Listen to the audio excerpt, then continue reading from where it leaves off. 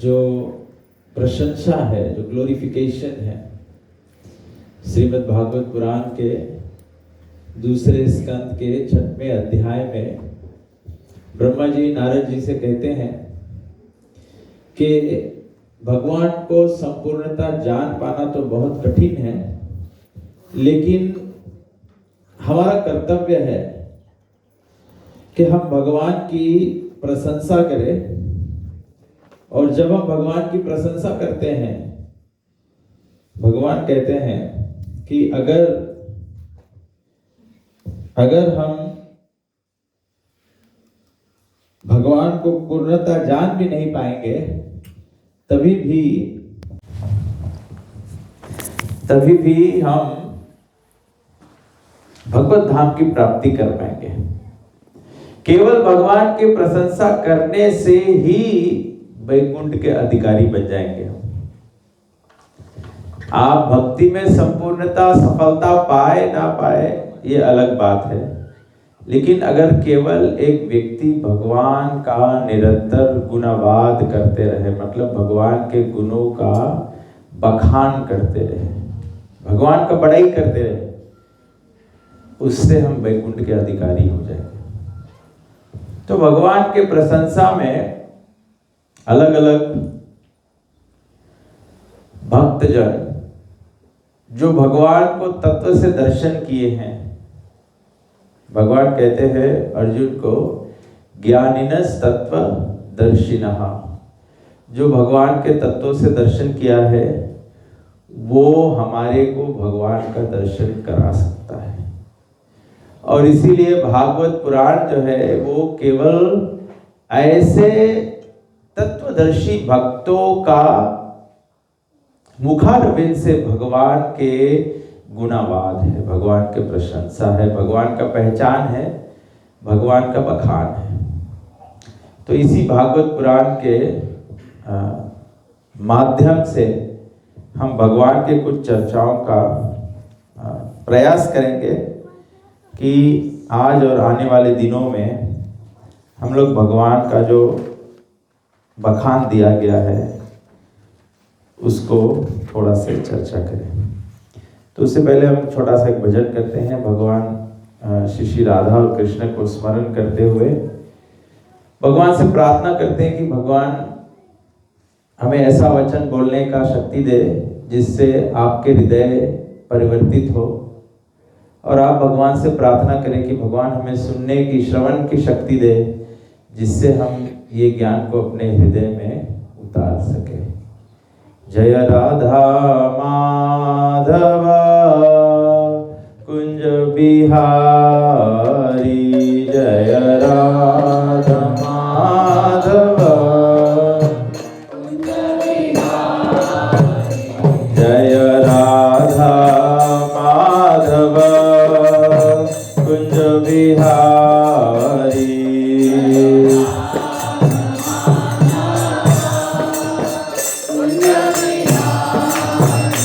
जय गोपी जनवल्लभ गिरधारी,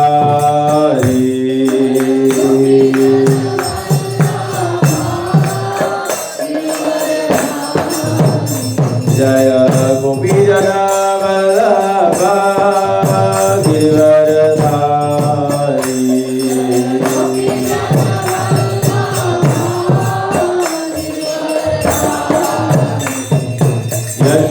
यशोदानंदन ब्रज जन रंजन,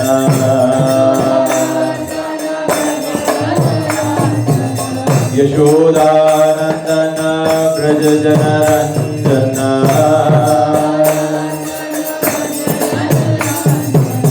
यमुना तीरा वनचारी, यमुना तीरा वनचारी,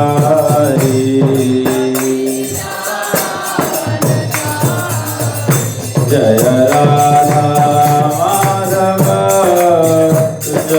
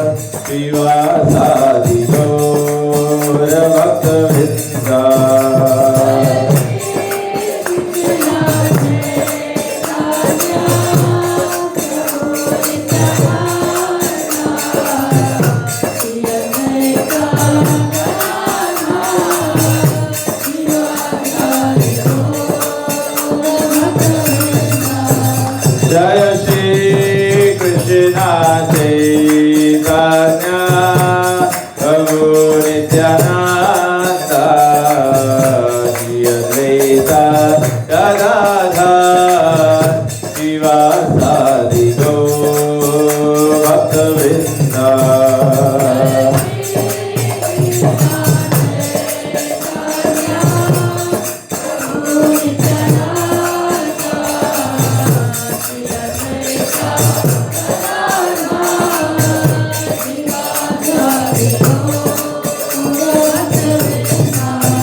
हरे कृष्णा कृष्णा कृष्णा हरे हरे, हरे राम राम राम हरे हरे।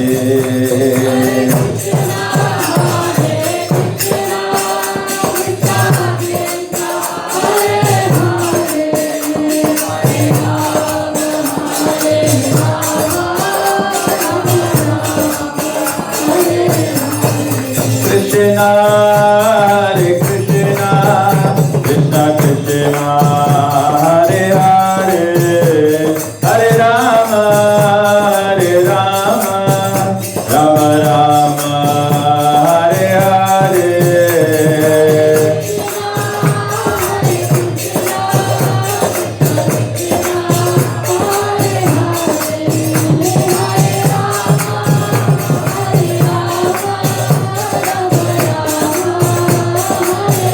श्रीमन्नारायण नारायण नारायण,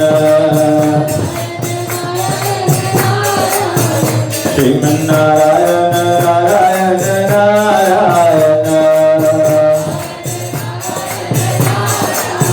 श्रीमन्नारायण नारायण नारायण, श्रीमन्नारायण नारायण नारायण।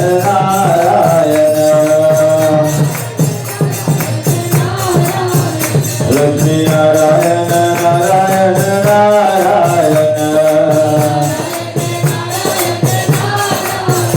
लक्ष्मी नारायण नारायण नारायण, लक्ष्मी नारायण नारायण नारायण, श्रीमन्नारायण नारायण नारायण,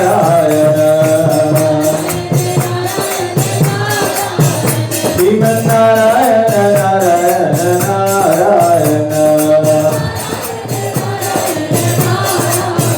हरे कृष्णा कृष्णा कृष्णा हरे हरे, हरे राम राम राम हरे हरे।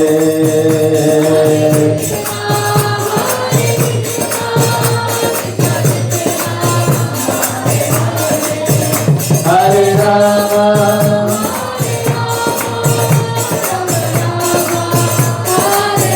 निताय गौर हरि बोल, हरि बोल, हरि बोल, गौर हरि बोल।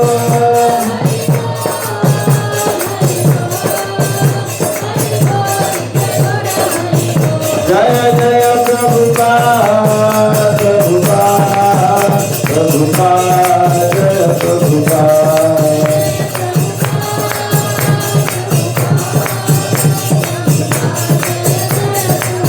जय जय गुरुदेव गुरुदेव गुरुदेव जय गुरुदेव।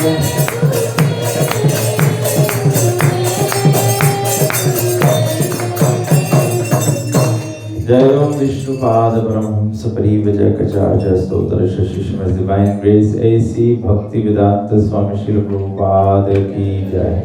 इस्कॉन पीपीटी फाउंडर आचार्य श्रील प्रभुपाद की जय। इस्कॉन गुरु वृंद की जय। श्री गुरु परंपरा की जय।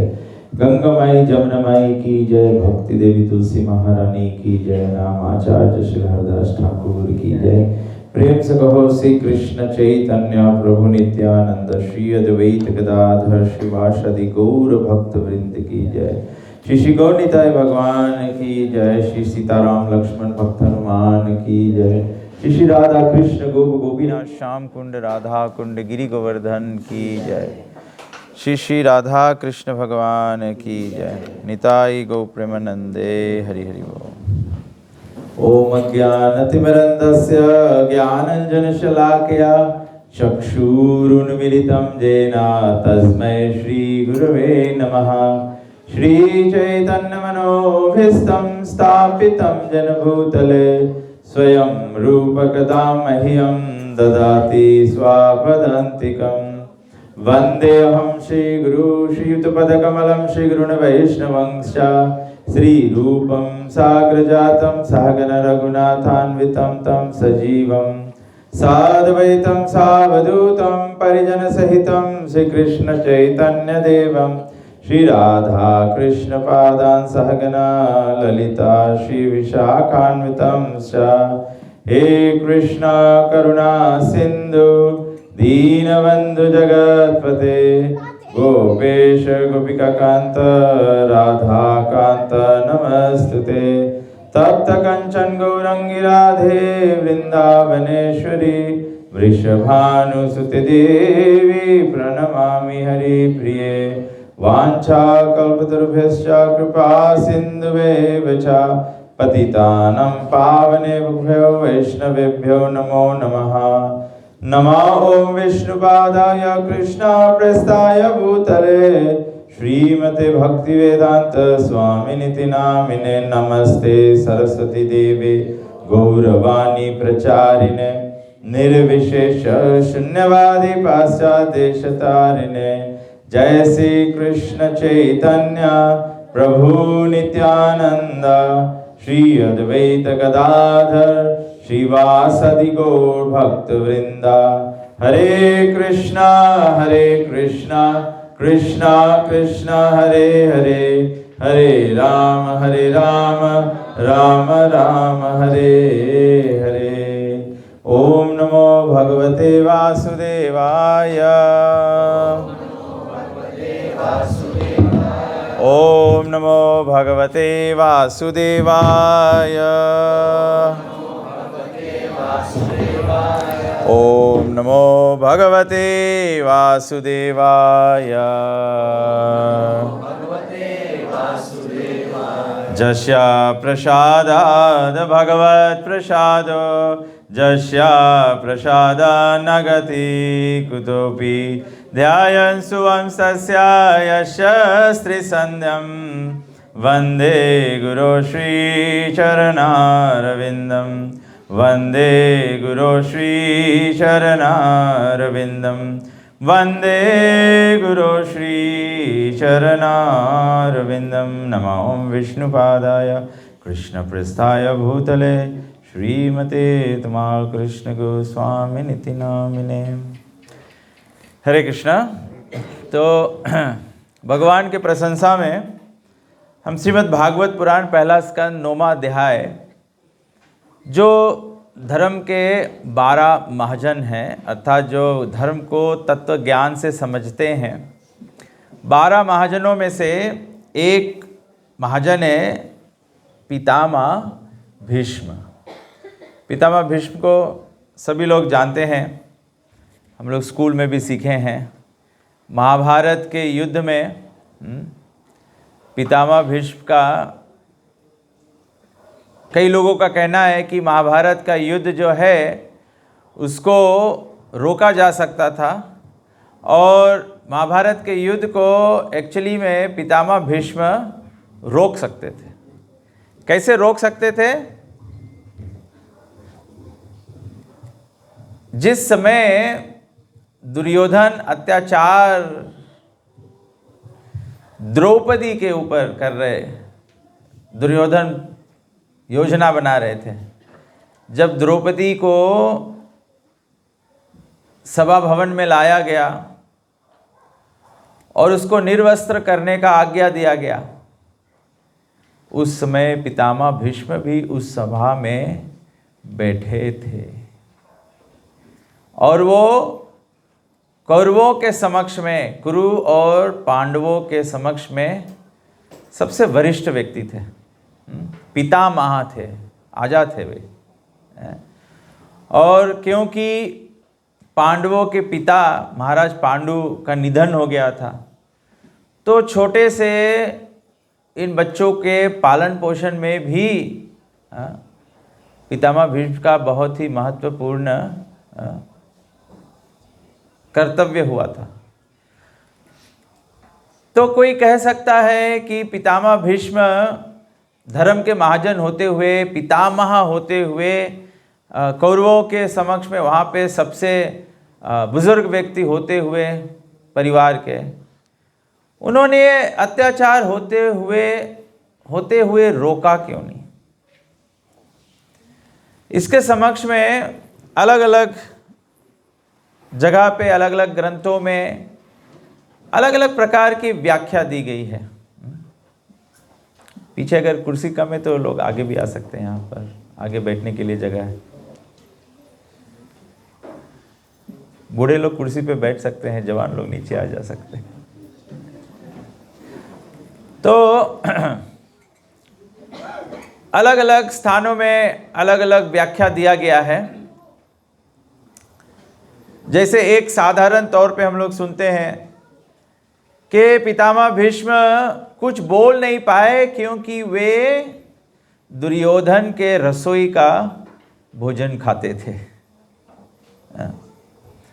श्रील प्रभुपाद जी कहते हैं ये कोई सरल बात नहीं है, ये बहुत बहुत बहुत महत्वपूर्ण बात है। एक व्यक्ति कहाँ से भोजन खाता है, कैसा भोजन खाता है, किसके हाथों का भोजन खाता है, ये एक व्यक्ति के मन पर इसका सीधा सीधा असर पड़ता है। घुमा फिरा का नहीं, सीधा असर पड़ता है। तो बताया गया क्योंकि when we become obliged then we will not be able to speak the truth. पितामह भीष्म क्योंकि दुर्योधन के ओब्लाइज हो गए थे। ऐसे हमको कभी कभी क्या होता है, कोई व्यक्ति बड़ा दानवीर होता है तो हरदम डोनेशन देता है, फिर वो गलत भी करता है तो हम लोग बोल नहीं पाते हैं, फिर बोलेंगे डोनेशन बंद हो जाएगा। इसको कहते हैं ओब्लाइज। कभी कभी व्यक्ति गलत भी करने लगे तो फिर हम लोग बोल नहीं पाते हैं। तो वही हाल यहाँ पर हुआ। और हमारे दृष्टांत से हम और आप सोच सकते हैं कि पितामह भीष्म ये युद्ध को रोक सकते थे, क्योंकि अगर द्रौपदी का अपमान नहीं होता तो द्रौपदी इतना वचन नहीं ले लेती कि मैं अपने केश को तब तक बांधूंगी नहीं जब तक इसको मैं दुशासन के लहू से स्पर्श नहीं कराती। लेकिन ये हमारे लिए शिक्षाप्रद बात है। एक ग्रंथ में इस प्रकार से दिया गया है कि जब हम अपना जीवन का व्यवहार सही रखेंगे तो हमें भगवान की जो महिमा है वो समझ में आएगा, अन्यथा वो समझ में नहीं आएगा। हम लोग देख सकते हैं दुनिया भर में कभी कभी, अभी के समय में आप देखेंगे, आप कहेंगे कि ऐसा लगता है कि दुनिया में धर्म का बाढ़ आ गया है।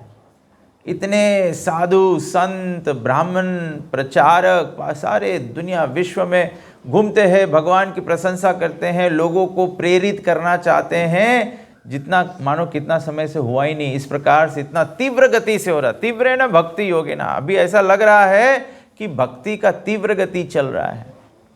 लेकिन दुर्भाग्यवश ब्राह्मण संत साधु संत अपना प्रयास कर रहे हैं, लेकिन जो प्रजा है इसका लाभ नहीं ले रहे हैं। और उसका लाभ क्यों नहीं ले रहे हैं? क्योंकि प्रजा का जो मन है वो सही प्रकार से तैयार नहीं है कि इसको ग्रहण कर सके। जैसे अभी आप प्रसाद पाएंगे, जब आप प्रसाद पाएंगे तो कभी कभी जो प्लेट मिलता है वो प्लास्टिक पेपर प्लेट भी आता है, तो कभी कभी प्लास्टिक प्लेट बनाते समय उसमें छेद हो जाता है, छिद्र हो जाता है। तो ऐसा प्लेट आपको मिल जाए, आप उसमें भोजन लेंगे तो क्या होगा? नीचे गिर जाएगा, आप उसको संभाल नहीं पाएंगे। ठीक इसी प्रकार से हम और आप जैसे मनुष्यों को जो बद्ध अवस्था में जो संसारी हैं, हमको अपने मनोबल को ताकतवर करना है। मन का बल कैसे ताकतवर होगा? मन का बल ताकतवर होता है दो वस्तुओं से। एक तो जैसा अन्न वैसा मन। जैसा अन्न हम लोग ग्रहण करेंगे वैसा हमारा मन हो जाएगा। दुर्योधन के मन में कुटिनाटी था। कुटिनाटी मतलब कनिंगनेस, कनिंगनेस था। कनिंगनेस को चालाकी नहीं कहते हैं, छल था। छल था। दुर्योधन सोच रहा था कि मैं क्लेवर हूं, but he was actually cheating. जैसे उदाहरण दिया गया है, जब पांडवों का वनवास हो गया, जब वो वन में थे, तो उस समय दुर्वासा ऋषि और उनके 10,000 शिष्य दुर्योधन के महल में आए। तो दुर्योधन ने उनकी सेवा सत्कार की, लेकिन फिर दुर्योधन बोले कि पांडव भी हमारे प्रिय परिवार है, हमारे भाई हैं। आप हमको आकर आशीर्वाद दिए हैं, लेकिन हम चाहते हैं कि आप हमारे भाइयों को भी आशीर्वाद दें। सुनने में लगता है दुर्योधन बड़ा अच्छा बात बोल रहा है, लेकिन ये इसकी कुटिनाटी थी। क्यों कुटिनाटी थी? क्योंकि दुर्योधन जानता था कि पांडव तो वनवास में हैं, उनके पास तो खुद बराबर भोजन नहीं है। अगर दुर्वासा ऋषि और 10,000 शिष्य वहां पहुंच जाएंगे उनके आश्रम में, तो वो तो उनको भोजन हटा नहीं पाएंगे, है? और कोई भी व्यक्ति, केवल दुर्वासा ऋषि और उनके 10,000 शिष्य नहीं, आप किसी के घर पे जाए और कोई आपको पानी भी ना पूछे, भोजन भी ना पूछे, तो आदमी वहाँ से रुष्ट होके जाता है कि नहीं? बोलता है कि उसके घर पे तो पानी भी नहीं पूछा गया, ये भोजन भी नहीं पूछा। तो दुर्योधन का योजना था कि ऐसे जब पांडव नहीं दुर्वासा और उनके 10,000 शिष्य को सेवा कर पाएंगे, तो दुर्वासा क्रोधित हो जाएंगे। जब क्रोधित हो जाएंगे तो वो उनको श्राप दे देंगे। तो दुर्योधन का इंटेंशन आशीर्वाद बांटना नहीं था। दुर्योधन का इंटेंशन था कि उनको प्रॉब्लम में कर दे। तो जैसा अन्न हम लोग खाएंगे वैसा, तो ये मैं इसलिए बोल रहा था कि दुर्योधन का जब बताया गया है कि क्योंकि पितामह भीष्म दुर्योधन के रसोई का भोजन खाया है, मतलब क्या चेतना, क्या वातावरण है, उसका असर मन पे पड़ जाता है। और दूसरा, मंत्र का असर मन पे पड़ता है, क्योंकि मंत्र तो शब्द ही है जिसमें मन से जुड़ा हुआ होता है। जैसे मैंने मंत्र बोला तो ये धमाका हो गया, मतलब दिस इज कंफर्म्ड। सबसे ज़्यादा प्रभाव व्यक्ति के मन में मंत्र का पड़ता है। इसीलिए चैतन्य महाप्रभु बोले कि हमको केवल भगवान के मंत्रों का उच्चारण करना है। सा एव मूल मंत्रम जपति हरिरिति कृष्ण इति राम इति। इसीलिए दुनिया भर में लोग अनेक मंत्रों का उच्चारण करते हैं। अनेक मंत्रों का उच्चारण करते हुए आप एक भी व्यक्ति का उदाहरण दीजिए जो अलग अलग मंत्रों को जप करते हुए उनके मन में दया भावना जागृत हो गया कि चलो मैं आज से जीव हत्या करना छोड़ दूंगा। लेकिन हमारे हरे कृष्ण वाले भक्तों को देखिए, ये वैष्णवों को देखिए, ये जीव हत्या छोड़ दिए। कैसे छोड़ दिए? क्योंकि ये मंत्र का सहारा लिए। मंत्र का डायरेक्ट इंपैक्ट होता है माइंड पर। तो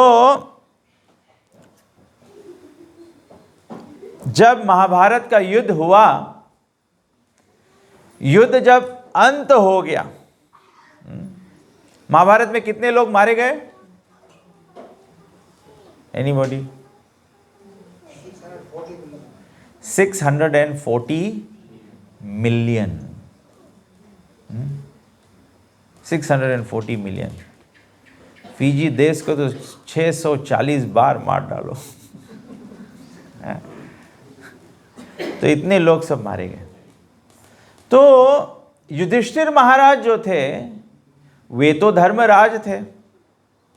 जो धार्मिक व्यक्ति होगा, आचार्य जन समझाते हैं, जो धार्मिक व्यक्ति होगा, जब धार्मिक व्यक्ति से कोई गलती हो जाता है तो धार्मिक व्यक्ति रिग्रेट करता है।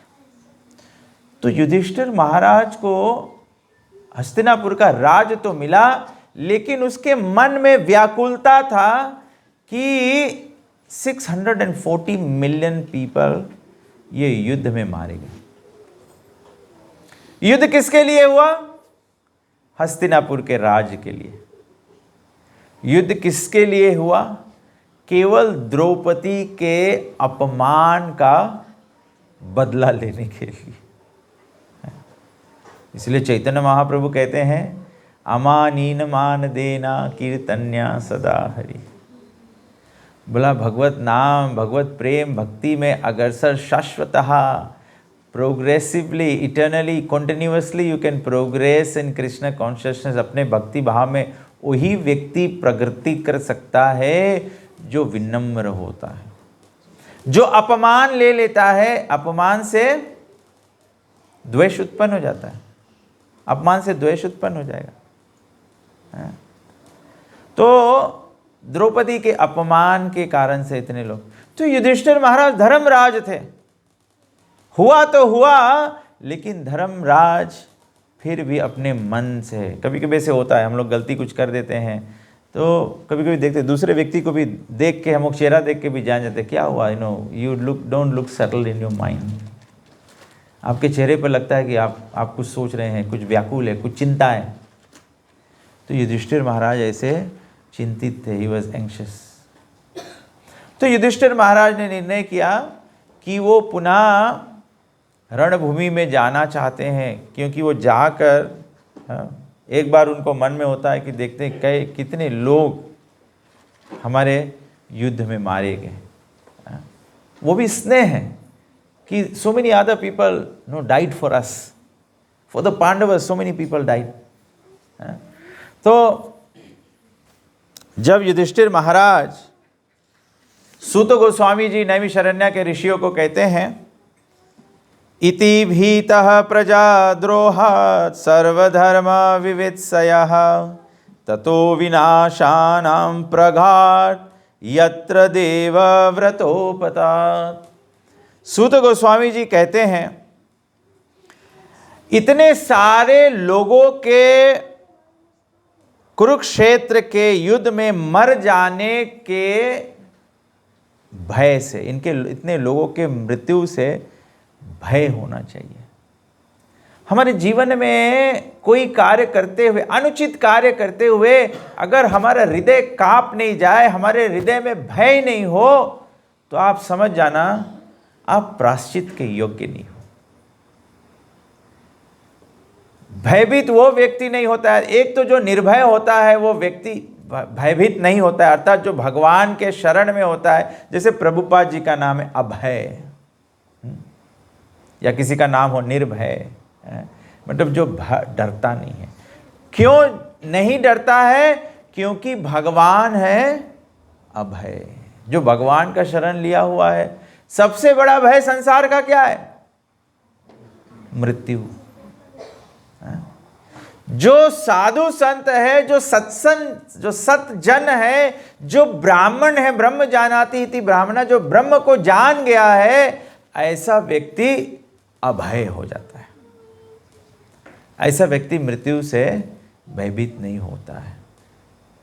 आम लोग, हमारे और आपके जैसे लोग, आम लोग, हम लोग भयभीत होते हैं क्योंकि मृत्यु के पश्चात क्या गति होने वाला है। पूरा ज्ञान ना भी हो, थोड़ा बहुत तो पूरा लोग, सब लोग समझते हैं कर्म का विधान क्या होता है। जैसी करनी, अपना अपना कर्म तो आप खुद ही जानते हो और खुद ही जान सकते हो कि मरने के समय डर लगेगा कि नहीं लगेगा। है? लेकिन भक्त नहीं डरता है। क्यों नहीं डरता है? क्यों नहीं डरता है भक्त? ऑफ कोर्स भगवान के शरण में है, लेकिन अगर भगवान के शरण को नहीं भी सोच पाए, भक्त को क्यों नहीं डरना चाहिए? क्योंकि भगवान ने वचन दिया है भगवत गीता में कि भक्त की रक्षा करेंगे। लेकिन दूसरा और साधारण कारण बताओ, क्यों भक्त को नहीं डरना चाहिए, या क्यों भक्त को डर होता ही नहीं है? भगवान उसका सब पाप ले लेता है। चलो ठीक है, वो सही बात है, क्योंकि वो जानता है कि वो आत्मा है और आत्मा का कभी अंत नहीं होता है। जानता है कि गलत कार्य करता नहीं तो exactly, that's what I was looking for. आपने सब सही बताया है, लेकिन भक्त जानता है कि मैं अपने जीवन में कुछ गलत कर ही नहीं रहा हूं। जब गलत करोगे तब तो डर लगेगा, जब किया ही नहीं। आदमी क्या बोले गांव के भाषा में, जब कर नहीं तो डर नहीं है? तो भक्त अपने जीवन में करता ही नहीं, संत अपने जीवन में अनुचित कार्य करता ही नहीं। क्योंकि संत का जीवन क्या होता है, भक्त का जीवन क्या होता है? चलो संत और भक्त भी नहीं बोलते हैं, हमारा मनुष्य का जीवन क्या होना चाहिए। संत और भक्त बोलते हैं तो लोग सोचेंगे, आम लोग सोचेंगे कि चलो जीवन को कुछ बदल देना है, तब वो ये संतों की बात हो रही है। भागवत हमारे और आपकी बात कर रही है, और हमारे और आपके जीवन में जब अनुचित नहीं होगा, जैसे प्रभु जी ने कहा कि भगवान सब पाप ले लेते हैं, जब भगवान सब पाप ले लेते हैं तो भगवान कहते हैं उसके पश्चात अब पाप मत करना। माम एकम, एक बार मैं आपका सब पाप ले लूंगा। कभी कभी पिता होते हैं, बच्चा कर्जा में हो जाता है तो पिता आता है, बच्चे को मदद कर देता है। लेकिन अगर बच्चा ये धंधा बना ले, बार बार कर्जा ले, बार बार बाप के लगे जाए तो क्या होगा? बाप बोलेगा अब बस, मैं बहुत बार आपको मदद कर चुका हूं। तो भगवान भी हमको बहुत बार मौका दे चुके हैं। भगवान राम अवतार में आए, भगवान कृष्ण आए, भगवान परशुराम आए, भगवान नरसिंह रूप में आए, भगवान वामन रूप में आए, मत्स्य रूप में, बारंबार भगवान आते हैं। युग युगांतर से भगवान आते हैं, चतुर्युग में भगवान आते हैं। हर एक बार भगवान हमको अवसर देते हैं। भगवान आते हैं, भगवान के बंदे आते हैं, यीशु मसीह आते हैं, प्रोफेट मोहम्मद आते हैं, भगवान के बंदे सब आते हैं। हमको बारंबार भगवान ही हमको अवसर देते हैं कि हम अपने आप को पाप से बचा लें। ये बहुत इंपॉर्टेंट बात है, बहुत बहुत बहुत इंपॉर्टेंट बात है। आज समाज का, कलयुग का प्रगति कैसे हुआ, कलयुग आगे कैसे बढ़ा? जब कली राजा के भेष में, कली राजा के भेष में मतलब लोग, कलयुग में लोग केवल बाहर से आकार बना लेते हैं। बाहर से मेकअप करके सुंदर हो जाना वो एक बात है, लेकिन मन में क्या चल रहा है, हृदय के क्या गति है, वो अलग बात है। कलयुग में हम लोग ज्यादा समय क्या करते हैं, लोग को बाहर से देख के, अरे अमुक व्यक्ति बड़ा अच्छा व्यक्ति है, बहुत अच्छा व्यक्ति है, लेकिन उसके मन में क्या चल रहा है, उससे पूछो। इसका अनुभव सबसे ज़्यादा जो यहाँ जितने भी पुरुष लोग बैठे हैं उनको पता है। बाहर से कुछ और अंदर से कुछ और। लेकिन अब क्या करेंगे, अब तो फंस गए हैं, निकल नहीं सकते हैं। अब तो अगर बचाए तो राम बचाए।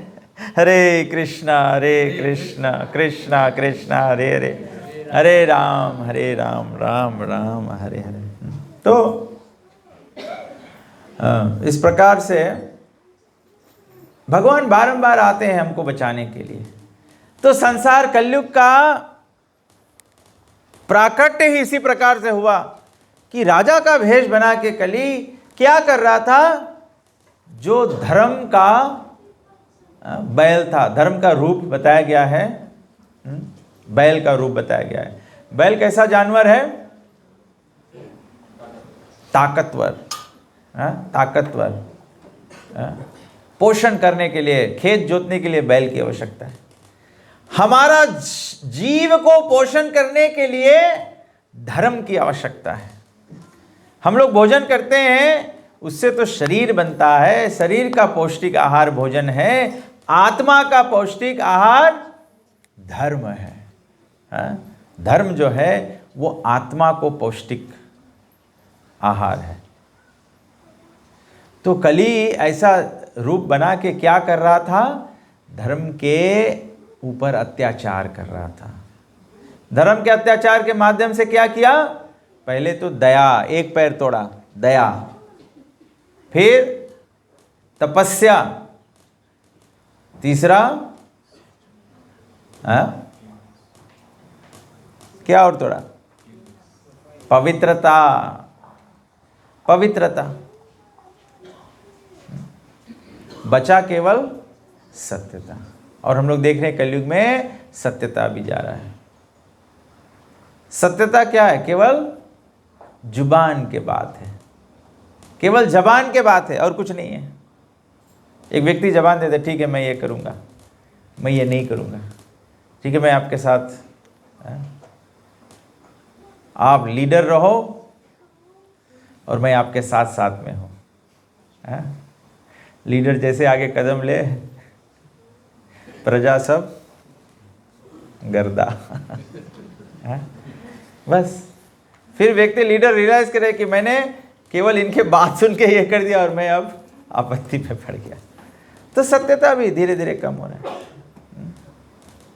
हमारे सनातन धर्म में हम लोग गुरुमुख होते हैं, गुरु को स्वीकार करते हैं, बस केवल एक जबान के बात है। गुरु को हम लोग जबान देते हैं, 16 माला करेंगे, 4 नियम का पालन करेंगे, सत्संग करेंगे, भगवान की सेवा करेंगे, बस जबान की बात है और कुछ नहीं। बताया गया है माध्वाचार्य के ज़माने में, उस गए ज़माने में जब शिष्य को दीक्षा दिया जाता था, तो अभी तो हम लोग गोपी चंदन लगाते हैं, उस समय बताया गया है गोपी चंदन नहीं लगाया जाता था। जब कोई शिष्य आता था गुरु के शरण में तो उसको ब्रांड लगाया जाता था। ब्रांड जानते हो क्या? कौन कौन जानता है व्हाट इज ब्रांड? हाँ, लोहा गरम करके वो किसान लोग करते थे अपने गौओं को मार्क करने के लिए, लोहा को गरम करते थे और फिर गौआ को छुआ देते थे। उसका जो चमड़ी है उतना, तो फिर वो परमानेंट मार्क रहे। उतना शरीर पर गौवे का रोमा हो ही नहीं, तो कोई भी समझ सको, जान जाओ किसके गैया है। इस प्रकार से जब उस युग में जब गुरु स्वीकारते थे तो तिलक का ब्रांड लगता था, मिटाया नहीं। तो ऐसे नहीं कि अभी कहीं और जाएंगे तो ऐसे करके चल दे। लग गया तो लग गया, फिर निकलना नहीं। तो कलयुग इस प्रकार से कलयुग का आह्वान हुआ। तो सूत गोस्वामी नैमिषारण्य के ऋषियों को कहते हैं कि युधिष्ठिर महाराज के हृदय में करुणा हुआ तो वो पुनः जाते हैं कुरुक्षेत्र के भूमि पर। वो देखने के लिए कितने सब लोग मारे गए। और जब वहाँ पहुँचे तो उन्होंने देखा कि बाणों की शैया पर एक व्यक्ति रणभूमि में जिसको मार के गिराया गया था अभी भी है। और वो व्यक्ति कौन है? पितामह भीष्म। पितामह भीष्म। और पितामह भीष्म, श्रील प्रभुपाद जी कहते हैं कि ये जो अवस्था था, पितामह भीष्म को भगवान चाहते थे कि वो धर्म के महाजन है, तो वो धर्म के ज्ञान पर उद्देश्य करे। इसीलिए सब लोग मारे गए, लेकिन बाणों की शैया पे पितामह भीष्म फिर भी जीवित पड़े थे। प्रभुपाद जी कहते हैं दिस वॉज कृष्ण's विल। ये भगवान का इच्छा था कि इस प्रकार से हो। जब युधिष्ठिर महाराज जा रहे थे इस प्रकार से कुरुक्षेत्र के युद्ध भूमि की ओर, उसी समय युधिष्ठिर महाराज के जो भाई थे, जो 4 और 5 पांडव है, जो 4 है, भीम है,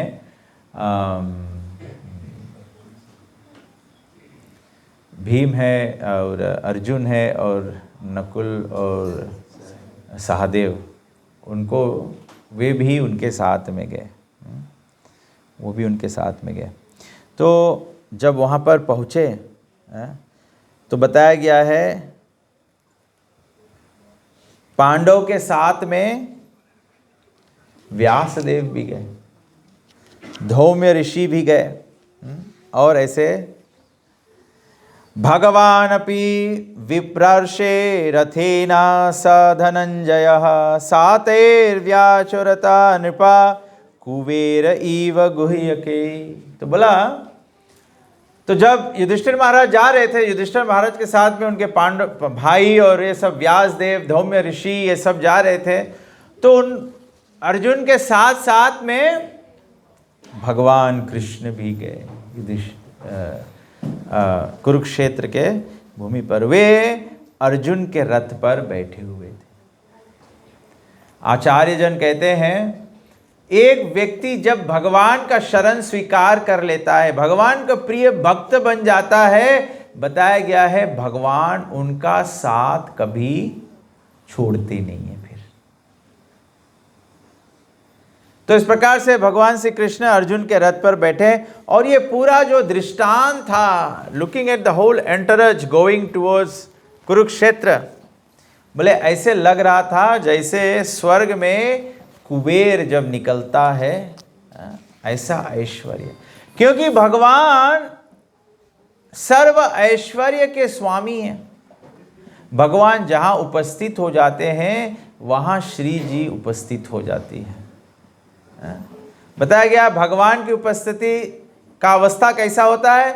चिंतामणि प्रकर सद्म सुलक्ष कल्प वृक्ष लक्षावृतेषु शूरभीर विपालयन्तं लक्ष्मी सहस्र शतसंभ्रम सेव्यमानं गोविंदमादि पुरुषं तमहं भजामि। भगवान श्री कृष्ण जहाँ होते हैं, बताया गया है नारायण के साथ में तो एक लक्ष्मी होती है, श्री कृष्ण के साथ में तो लक्ष्मी सहस्र होती है। तो जहां कृष्ण होता है वहां श्री विजय भूति भगवान बताया है कि जहां पर श्री कृष्ण, यत्र योगेश्वर कृष्ण यत्र पार्थ धनुर्धर, जहां पे श्री कृष्ण होते हैं और जहां पे धनुर्धर अर्जुन होते हैं, वहां क्या होता है? श्री विजय भूति, ऑपुलेंस होता है वहां पर। कभी कभी हमारे भक्तों को लोग देखते हैं, भाई कैसे साधु लोग हैं, they are enjoying so much.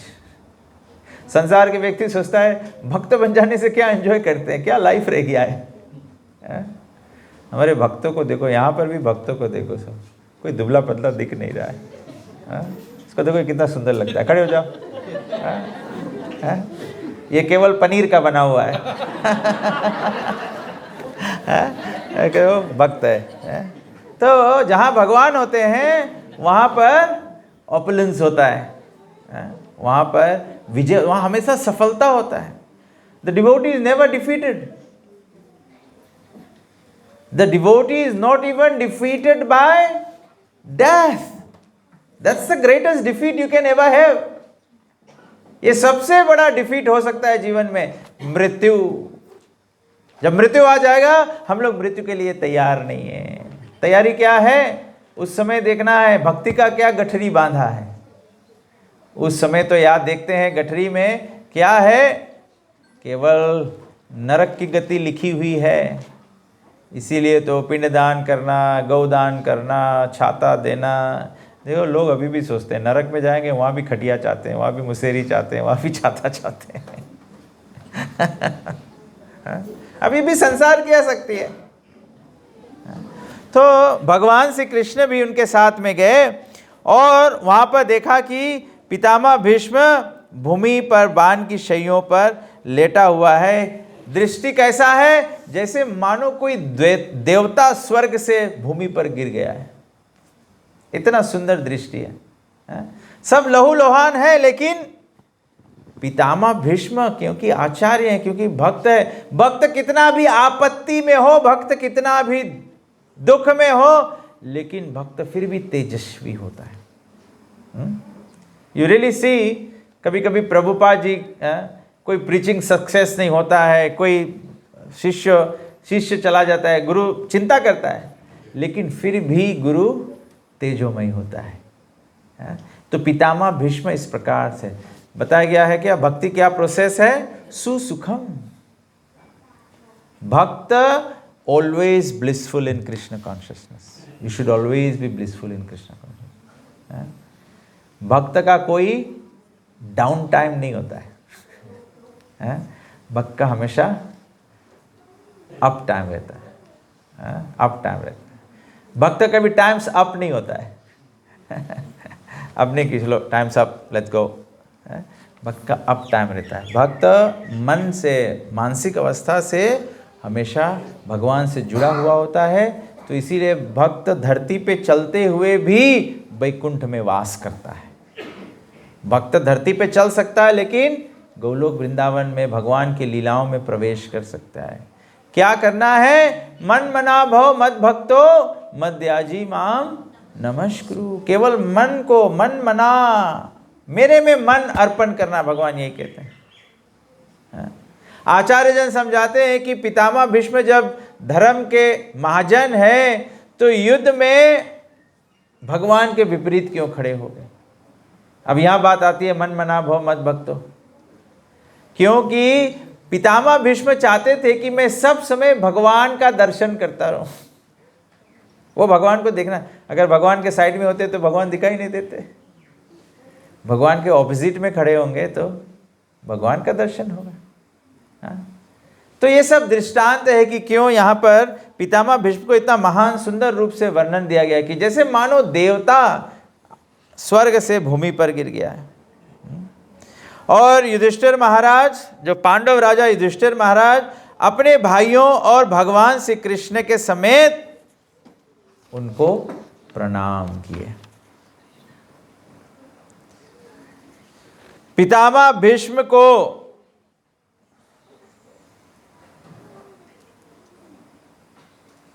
बताया गया है कि ये देखते हुए पितामह भीष्म और सब महान महान लोग उस समय वहां पर एकत्र हो गए। So it was not ordinary passing away. कौन वहां पे थे? बताया कि पांडव थे, भगवान श्री कृष्ण थे, उनके अलावा व्यासदेव थे, धौम्य ऋषि थे, पर्वत मुनि थे, नारद, और बताया गया बृहद्वस्व भरद्वाज, जो रामायण में हम लोग भरद्वाज ऋषि के बारे में, वो भी, परशुराम, वशिष्ठ, असित, काक्षीवन, गौतम, अत्रि, कौशिक, सुदर्शन, ये सब वहां पर उपस्थित थे। फिर प्रभुपाद जी एक्चुअली ये सब ऋषियों के महान महान वर्णन देते हैं कि इनकी क्या महानता है। और बताया गया है अन्य चा मुनियो ब्रह्मन ब्रह्म आर्तदयो मलहा।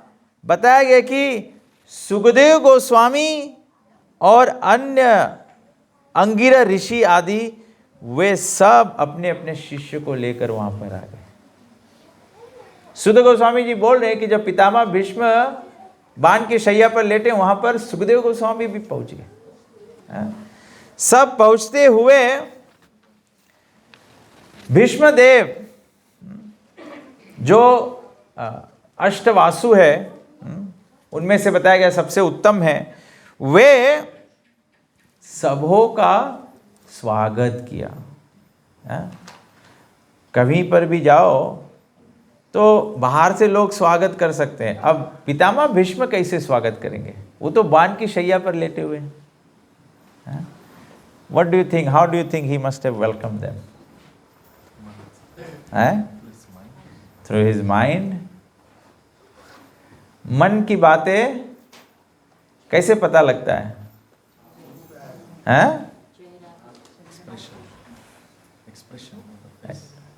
किसके एक्सप्रेशन से? आंखों से पता लगता है।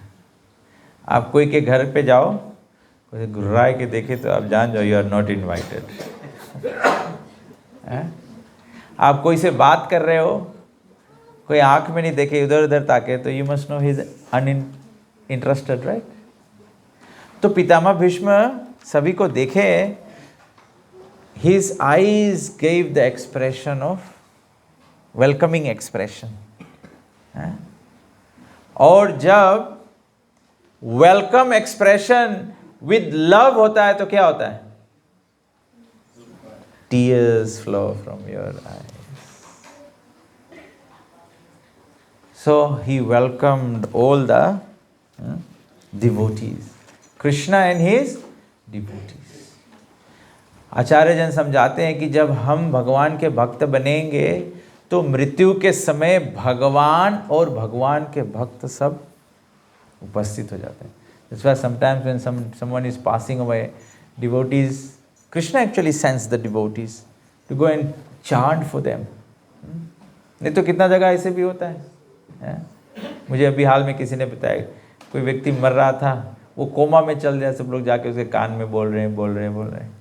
भगवत गीता में प्रभुपाद जी तात्पर्य में लिखते हैं, जो कोमा में गया उसका फुल स्टॉप वहीं पे हो गया है.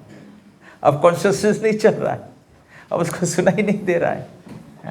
लेकिन जब हम भक्त होते हैं, इतना पीड़ा में भी होता है, मानो की शैया पर है, तो भगवान भक्त के समेत आ जाते हैं. इसीलिए बताया, घर पे द्वार पे जब भक्त आए या हमारे घर पे साधु संत आए, वास्तविकता में जानो भक्त आ गए, भगवान आ गए हैं. भक्त आए तो भगवान आ गए हैं, क्योंकि भक्त अपने हृदय में भगवान को कैरी करता है.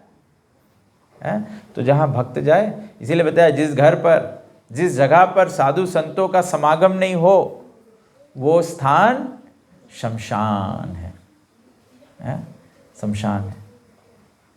तो पितामह भीष्म ने उन सभी का स्वागत किया. He knew perfectly all the religious principles according to time and place.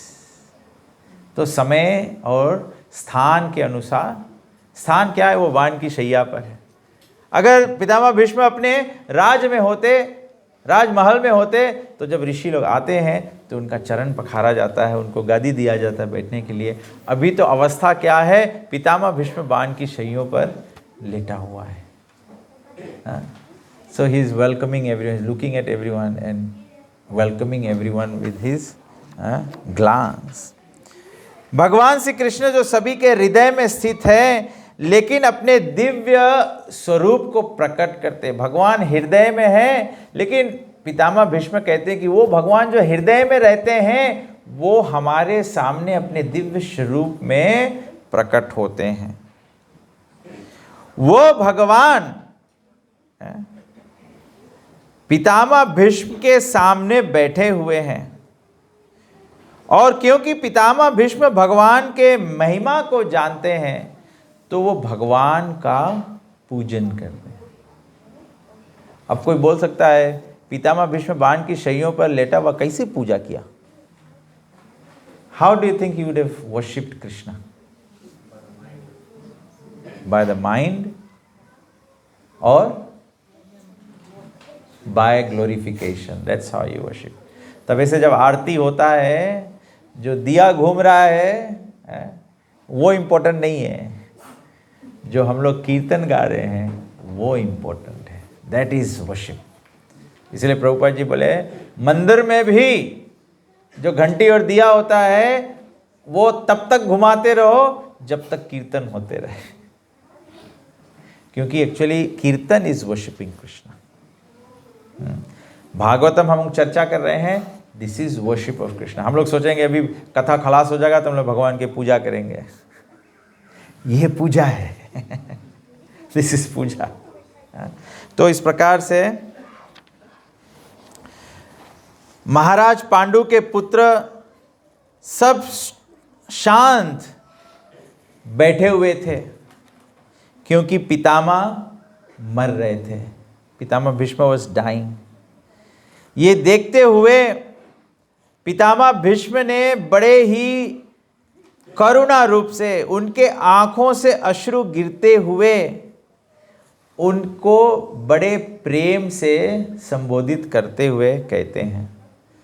पितामह भीष्म कहते हैं कि आप जैसे पुण्य जीवात्मा जो स्वयं धर्म, साक्षात धर्म है। युधिष्ठिर महाराज साक्षात धर्म है, धर्मराज है। बोला कि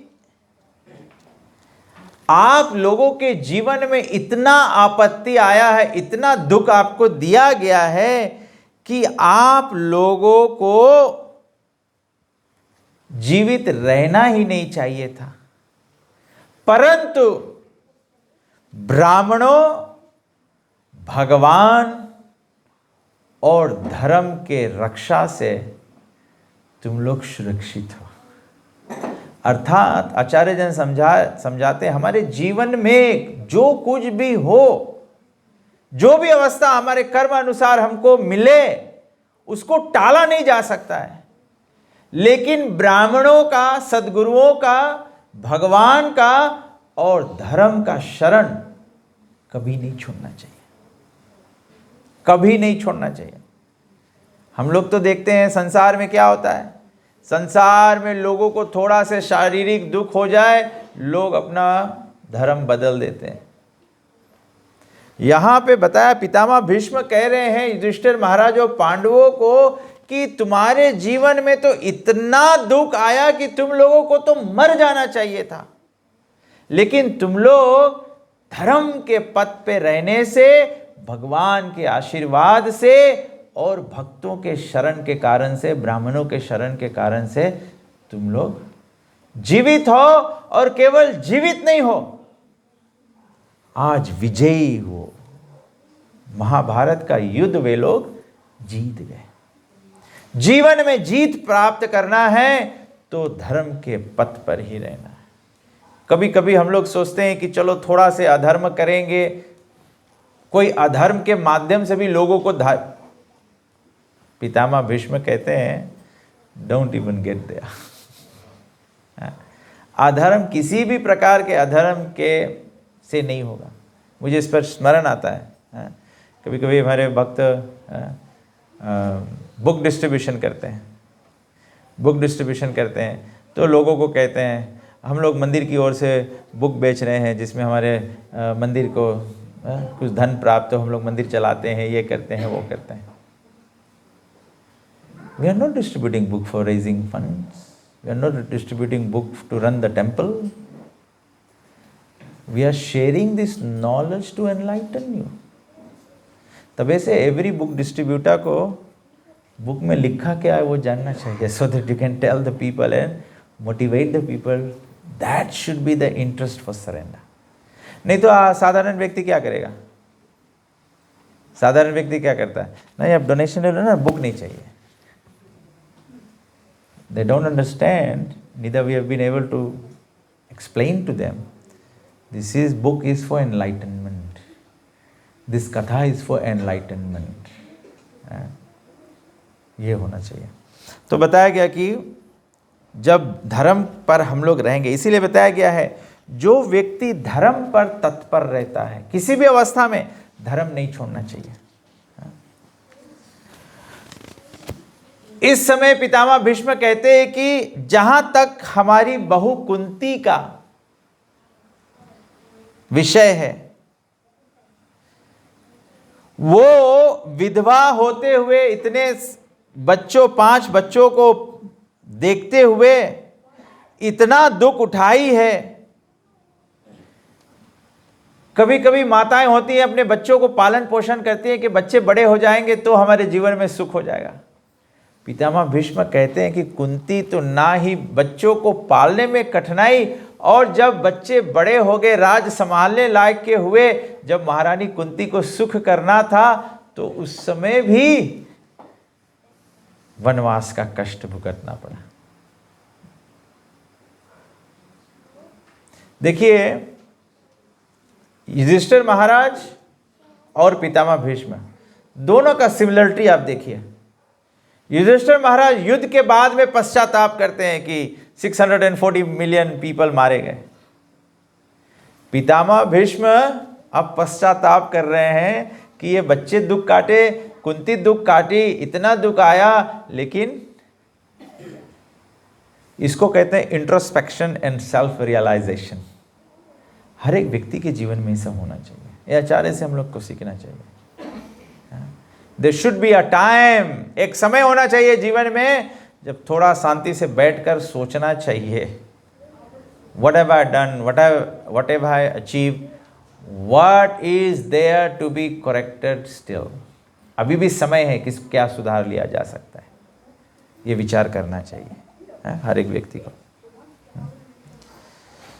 तो बोला कि आप लोग इतने आपत्ति से गए और धर्म के कारण से विजय हुए हैं, और पितामह भीष्म कहते हैं कि ये जो जितना आपत्ति आप पर आया है, मेरे विचार से ये सब काल का प्रभाव है, समय का प्रभाव है, जिसके प्रभाव में ये संसार के हर एक लोक का संचालन होता है। कैसे होता है? जैसे हवा के गति से बादल खिसक जाता है, इसी प्रकार से काल के प्रभाव से ये पूरा मृत्यु लोक खिसक जाता है। हम और आप आज यहाँ बैठे हैं, एक दिन नहीं रहेंगे। आज हम लोग ये योजना बना रहे हैं, एक दिन ये योजना नहीं रहेगा। सब कुछ समय के प्रभाव से होता है अपने जीवन में। इसीलिए ग्रंथ कहता है जीवन कैसा होना चाहिए, तस्यैव हेत प्रयतेत को विदो तल्लभ्यते यद भ्रमताम उपरि यदा दुखवद अन्यथा सुखम। बताया गया है दुख और सुख समय के प्रभाव से कर्म फल अनुसार आते जाते रहेगा। जैसे दुख के लिए काम नहीं करना पड़े, अब ऐसे तो नहीं है कि हमें मन करे दुख आए दुख आए दुख आए, तुझे ही कटा कुत्ता के बगल में खड़ा जो मैं काट लो, ये तो रास्ता चलते कटा कुत्ता एक काट ले, बिना मांगे आएंगे दुख। तो भागवतम बोले कि इसी प्रकार दुखवद सुखम दुखवद अन्यथा सुखम, जैसे बिना मांगे दुख आ जाए है, ऐसे निर्धारित समय पे सुख आई, चिंता मत करो। इसीलिए ना दुख के लिए प्रयास करना है, ना सुख के लिए प्रयास करना है। प्रयास करना है तो भगवत प्रेम के लिए करना है, क्योंकि अगर भगवान अधीन हो जाए, जो तीनों लोकों के स्वामी को अधीन कर ले, तो मतलब मृत्यु अधीन हो जाए, मृत्यु अधीन हो जाए, सभी अधीन अधीन हो जाए, जो भक्त को अपने बस में कर ले। इसीलिए भगवान सभी के बस में नहीं आते हैं।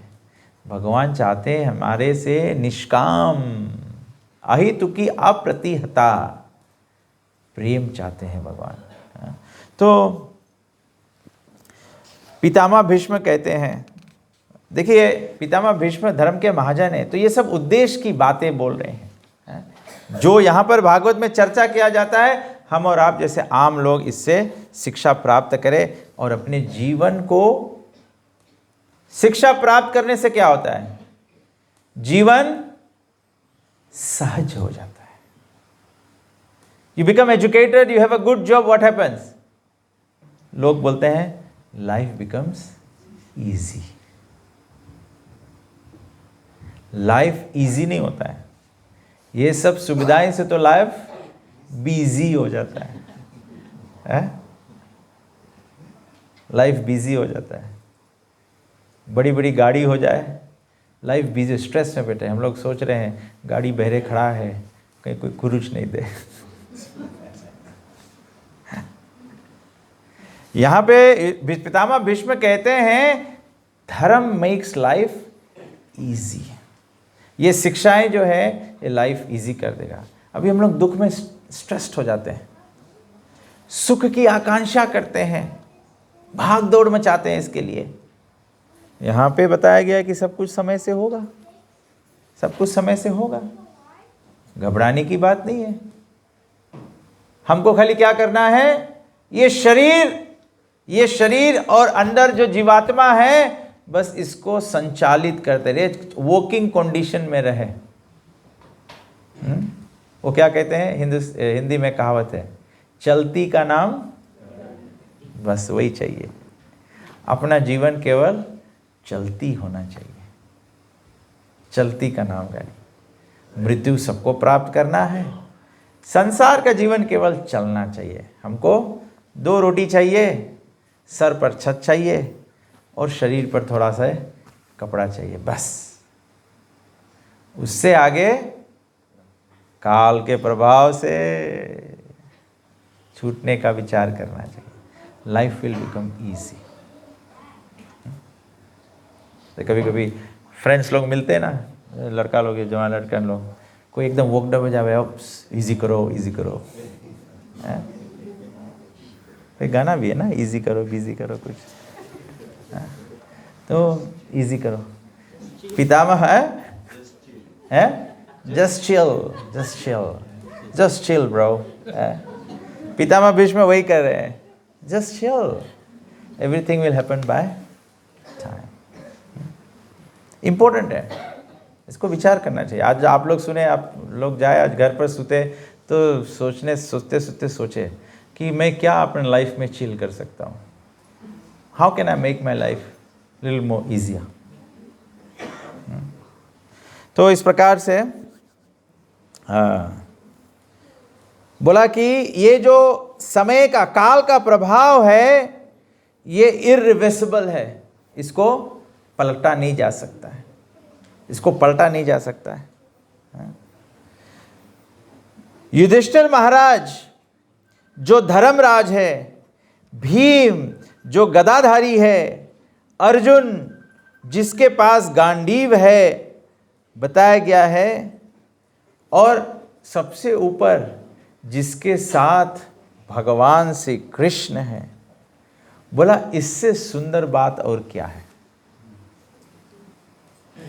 युधिष्ठिर महाराज को कहते हैं पितामह भीष्म, तुम धर्मराज हो, भीम सर्वशक्तिमान है, और अर्जुन जो है वो सबकी रक्षा करने वाला है, और उससे ऊपर तो तुम्हारे प्रिय भगवान हैं। इससे सुंदर अवस्था और क्या है।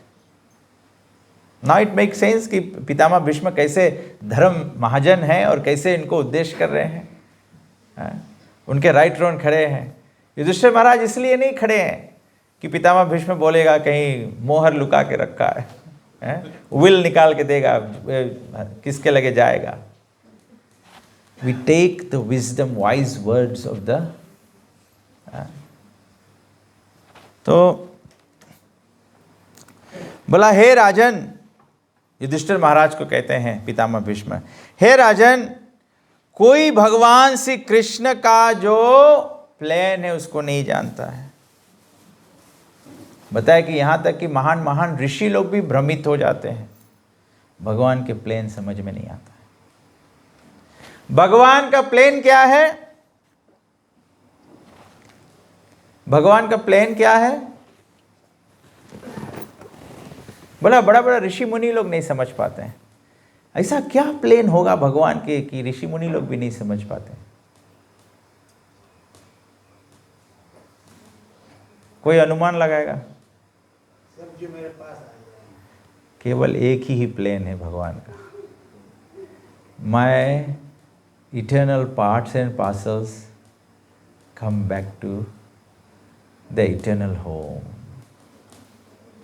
ये भगवान का प्लान है। और कोई भी प्लान एक्सिक्यूट करने के लिए अलग अलग डिफरेंट पार्ट्स होते हैं प्लान का। तो हमारे जीवन में जो भी कुछ होता है वो भगवान का प्लान एक्चुअली है। भगवान का प्लान है to make us give up the attachment for this world. ये संसार के आसक्ति छोड़ो, संसार के आसक्ति छोड़ना है। अब ऐसे नहीं है कि माता अपना मातृ धर्म छोड़ दे। माता के काम है बच्चा के पालन पोषण करो, लेकिन साथ साथ में धर्म का विज्ञान करो। जैसे बच्चा बड़ा होगा फिर इंडिपेंडेंट हो जाएगा। फिर बच्चा इंडिपेंडेंट हो जाए तो बैठ के रो नहीं। ये कृष्ण का प्लान है। He will have his own karma to suffer. The next plan for you is to become devoted in Krishna consciousness. If you all can devote together, wonderful. If a family can worship Krishna together, excellent. But where it may not be possible, take your own journey.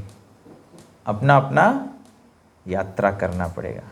मृत्यु के साथ में आप कहीं देखा है कोई पूरा परिवार एक लग के खलास हो गया है? एक्सीडेंट में भी मरते हैं वो तो लगता है कि गाड़ी में धक्का लगा, सब एक साथ कोई नहीं बॉडी लीव करता है, सब आगे पीछे हो जाते हैं, सब आगे पीछे हो जाएंगे, एक क्षण से सब आगे पीछे हो जाएंगे। और जब मानो एक साथ परिवार का एक्सीडेंट हुआ, सब एक साथ में प्राण त्यागे भी, कोई नरक सोच रहा था वो नरक जाएगा, कोई स्वर्ग सोच रहा था कोई वो जाएगा, कोई चैंट कर रहा था वो भगवत धाम जाएगा, सब अलग अलग थे। तो भगवान के अल्टीमेट प्लान है to bring us closer to his lotus feet so that we can reenter the spiritual world. भगवत धाम हम लोग पुनः जाए, यही भगवान के प्लान है। और हम लोग के काम है क्या है? हम लोग के काम है, अब जैसे यहाँ पे हम लोग घर द्वार बनाते हैं तो हम लोग के काम है अपन घर के प्लान नसोरी टाउन काउंसिल के प्लान से मांगे मैच करे। जितना जगह रास्ता पर से छोड़े के पड़ी, सेप्टिक सिस्टम कैसे रहे पड़ी, कितना ऊंचा मांगे रहे, कैसन लोहा लगे मांगे, ये सब वहाँ से कंप्लाई करे पड़ी। तो हम लोग के लाइफ के प्लान भी मांगे भगवान के प्लान से मैच करे, अलाइन करे मांगे। जैसे इंजीनियर आए पास करे कि हाँ 1/2 इंच लोहा लगाया है और ऐसे करा है, तो वैसे भगवान भी आके चेक करे है पत्रम पुष्पम फलम तोयम खाया है कि नहीं, कविति लतोया नहीं, तोआ नहीं संस्कृत लतोआ नहीं तो कोई जाए कथा सुन के भी भागवत गीता में लिखा है तोयम तो ये भगवान के है। भगवान बोले या शास्त्र विधि मुत्सृज्या मन मना भव मद भक्तो, ये सब भगवान के इंग्रेडिएंट है, ये भगवान के इंग्रेडिएंट है, भगवान के प्लान है। तो इसीलिए जब हम भगवत गीता पढ़ेंगे, केवल भगवत गीता सुनो नहीं, केवल भगवत गीता सुनो नहीं। जब एक कॉन्ट्रैक्टर घर बनाए हैं तो केवल उसके मालिक बताई नहीं दी से कि हमारा घर ऐसे मांगे रहे, उन लोगों के फोटोकॉपी करके एक प्लेन अप्रूव प्लेन देख पड़े, तो लोग प्लेन के काम करते हुए देखते रहे। इंजीनियर आए वही प्लेन के अनुसार चेक करें। तो हम लोग के लाइफ में भगवान हम लोग के अप्रूव प्लेन दी से उसके बोले भगवत गीता, ये अप्रूव प्लेन है। हम लोग सब कॉन्ट्रैक्टर है, अपन अपन जीवन के कंस्ट्रक्शन करता है, हम लोग अपन अपन कर्म बनाता है। तो अपन अपन कर्म जब बनाओ तो कॉन्ट्रैक्ट जो ना अप्रूव प्लान है उससे देखो। और गुरु और वैष्णव जो है ये लोग इंजीनियर, ये लोग आए के चेक करे तुम राइट रकम से बनाता है कि नहीं बनाता है।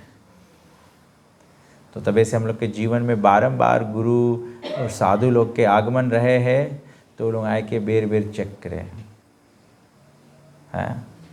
गुरु आए, साधु लोग आई चेक करी, तद विधि प्रणिपाते न परिप्रश्ने न सेवया उपदक्षन्ति ते ज्ञानम ज्ञानिनस्तत, just surrender to the spiritual master. तो ये तो फाउंडेशनल लोहा तो राइट से रखा नहीं है, कैसे हुई? एक नहीं आई तब वो झूले लगी हो तो भी प्रभुपाद जी बोले कि भगवान बोले कि Bhagavad Gita is our manual. तो सभी कुछ भगवान के प्लेन के अनुसार है। तो आगे भगवान पितामह भीष्म और क्या भगवान के प्लेन के बारे में समझाते हैं, हम लोग कल चर्चा करेंगे, ठीक है। ग्रंथराज श्रीमद् भागवतम की। किसी को कोई प्रश्न है, कोई क्लैरिफिकेशन, कोई पॉइंट आपको ऐड करना है? जितने डॉक्टर लोग हैं वो जानते हैं, जब पेशेंट बीमार होता है तो डॉक्टर हमको दवाई देता है, हमको बिल्कुल कुछ पता नहीं है कि दवाई कैसा है, कैसे बना है, कौन सी है। हमको केवल कॉम्प्लाइंस करना है, दवाई को खाना है, उसका इफ़ेक्ट आएगा, आपका बुखार उतर जाएगा। तो हम लोग के जन्म मृत्यु के जो बुखार है ये उतर जाएगा जब हम लोग हरि कथा सुनेंगे। आज आप यहाँ पर बैठे हैं, ये भगवान की, आज पितामह भीष्म से हम लोग सीखे हैं, भगवान का योजना है, भगवान के चाह है कि आज हम लोग यहाँ सत्संग में एकत्र हुए हैं। ये भगवान की इच्छा है, ये समय का प्रभाव है। अब हमारे और आपके हाथ में है कि इससे आगे इस ज्ञान को, इस उद्देश्य को कैसे हम अपने जीवन से सम्मिलित करें और अपने जीवन में आगे बढ़ें, हरे कृष्णा कृष्णा कृष्णा हरे हरे, हरे राम राम राम हरे हरे, हरे कृष्णा।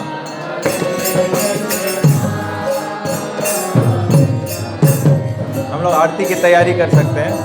वी हैव आरती, तो एवरीवन कैन।